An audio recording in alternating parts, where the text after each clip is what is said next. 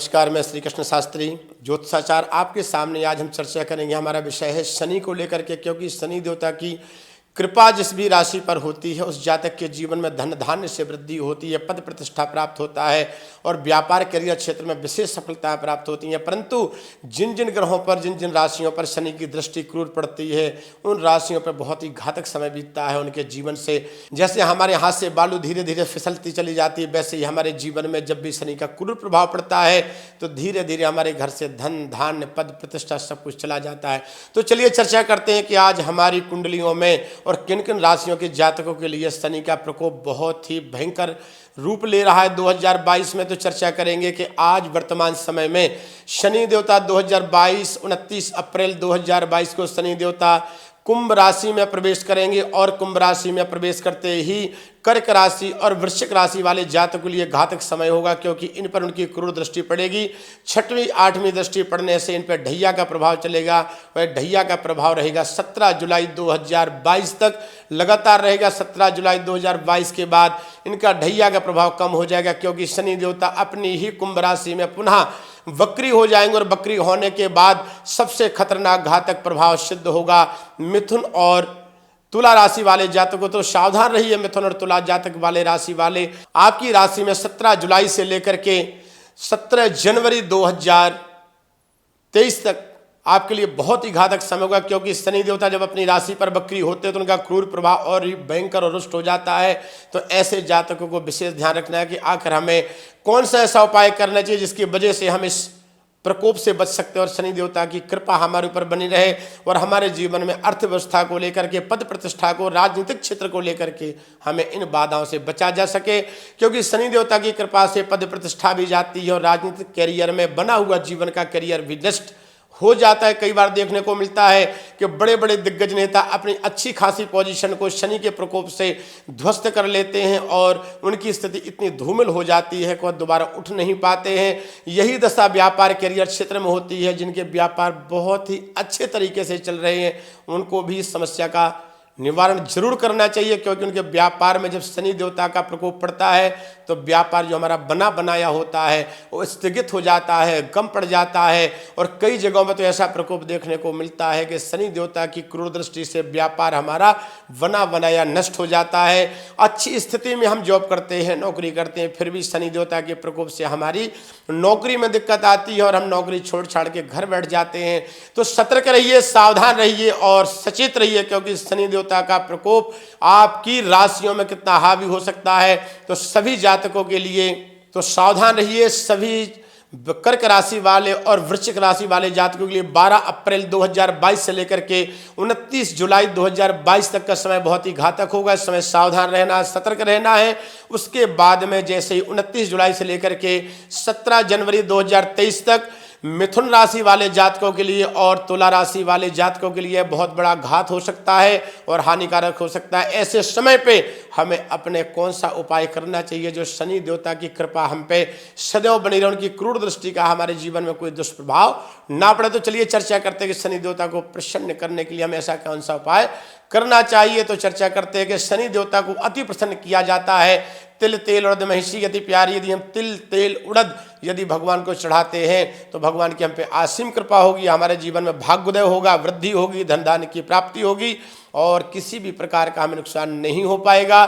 तो हर शनिवार को सरसों के तेल का दीपक जलाइए, लेकिन कदापि एक बात का ध्यान रखिएगा, वही आपको अगले एपिसोड में बताया जाएगा कि शनिवार को कौन सी वस्तुएं नहीं खरीदी जाती हैं जो आपके लिए बहुत बड़ा घातक और हानिकारक हो सकता है।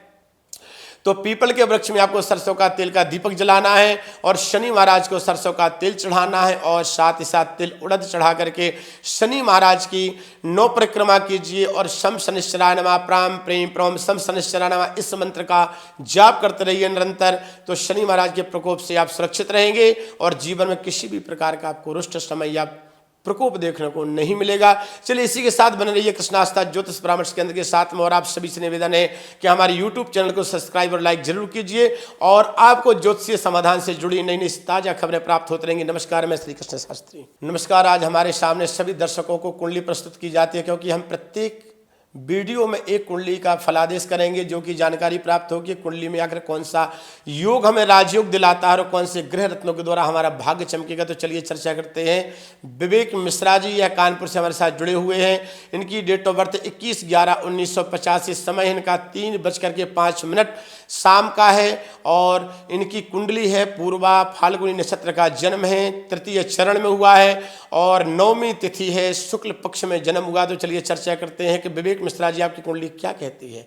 तो विवेक मिश्रा जी आपको बता दें कि आपकी कुंडली मीन लगन की है और कुंभ राशि है।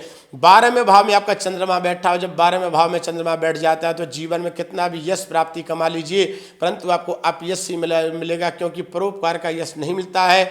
12वां चंद्रमा बैठता है तो कुंडली में निर्बल हो जाता है और चंद्रमा की निर्बलता होने की वजह से मानसिक स्थिति विचलित होती है, मानसिक तनाव बढ़ता है, अपनों के द्वारा अपयश मिलता है और जहाँ पे हम यश का कार्य करते हैं वहाँ पे भी हमें यश कीर्ति ना मिलकर के अपयश की प्राप्ति होती है। चलिए चर्चा करते हैं कि आपका जो मेन ग्रह हुआ लग्न के स्वामी देवगुरु बृहस्पति हैं और 1985 में देवगुरु बृहस्पति अपनी ही मकर की शनि की राशि में नीचगत राशि में विराजमान है।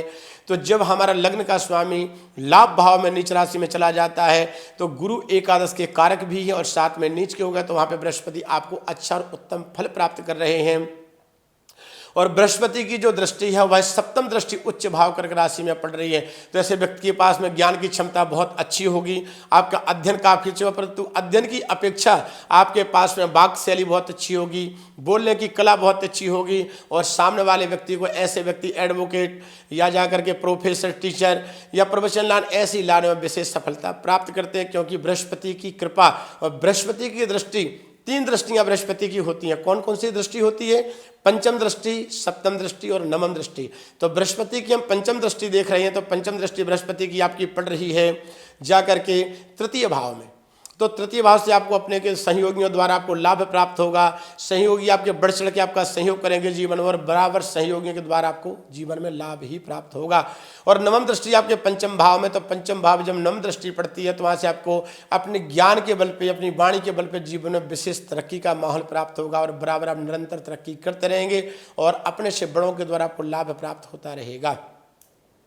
सप्तम दृष्टि हमारी जो पड़ रही बृहस्पति की वह सप्तम भाव में पड़ रही, तो आपको बताते कि जब भी देवगुरु बृहस्पति की सप्तम दृष्टि होती है वह बहुत ही नवम दृष्टि है, वह आपके सप्तम भाव में पड़ रही बड़ी ही महत्वपूर्ण दृष्टि है। इससे आपका जीवन, आपका भाग्योदय विवाह उपरांत होना है, ये भी बहुत ही महत्वपूर्ण बात है। बहुत सारे लोगों की जातकों की कुंडली में विवाह के बाद भाग्योदय होता है, तो यह जरूर जानिए कुंडली में कि किसकी कुंडली में भाग्योदय कब और कहाँ और कैसे होना है, किसका विवाह के बाद होना है, किसका संतान के बाद होना है, किसका स्थान परिवर्तन अपने शहर को छोड़ के बाहर जाकर के भाग्योदय होना है। यह कुंडली निर्धारित करती है कि किसका भाग्योदय कब और कहाँ होना है।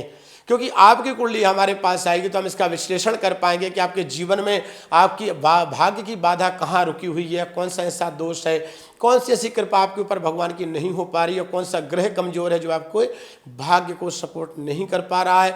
तो चलिए चर्चा करते हैं कि विवाह उपरांत आपका भाग्योदय होगा और आपकी कुंडली में एक राजयोग बना हुआ है, सप्तमेश भाग्य में बैठा और भाग्य सप्तम में बैठा, तो आपका धनिष का, भाग्यश का, द्वितीय हाउस का और 8th हाउस का, 8th हाउस का जाकर के द्वितीय हाउस और 9th हाउस भाग्य का होता है। तो भाग्य का और धन का बहुत ही अच्छा संबंध है। और 4th हाउस और 7th हाउस दोनों का बुध बैठा हुआ है, इनका एक स्थान परिवर्तन राजयोग बना हुआ है। और जब स्थान परिवर्तन राजयोग बन जाता है तो जीवन में स्थान परिवर्तन से ही जीवन में वृद्धि होती है। स्थान परिवर्तन का तात्पर्य है कि आपका ग्रह कहाँ से आके किसके घर में, किसका घर किसके घर में बैठा हुआ है।